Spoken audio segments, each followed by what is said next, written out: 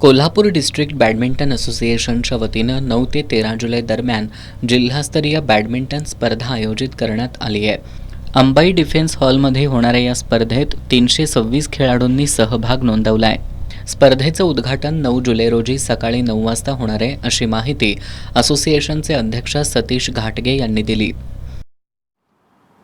Kolhapur district badminton association 2025साठी district championship matches घेत आहे. ह्याकरता जुलै 9 ते जुलै 13 ह्या दरम्यान अंबाई डिफेन्स हॉलमध्ये ह्या स्पर्धा घेण्यात येत आहेत. ह्या स्पर्धेमध्ये भाग घेण्याकरता जवळजवळ 326 लोकांचा प्रतिसाद मिळालेला आहे आणि मला खात्री आहे की ह्या सगळ्यांच्या उत्साहामुळे ही स्पर्धा एकदम व्यवस्थित पार पडेल.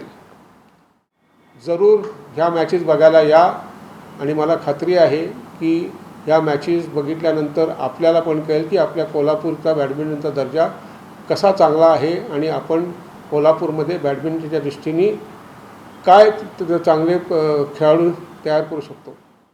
महिला तसंच पुरुष एकेरी आणि दुहेरी अशा गटांमध्ये होणाऱ्या या स्पर्धेत वयवर्ष 9, 11, 13, 15, 17 आणि 19 वर्ष, खुला गट 35 वर्ष तसंच 40 वर्षावरील खेळाडू सहभागी होणार आहेत.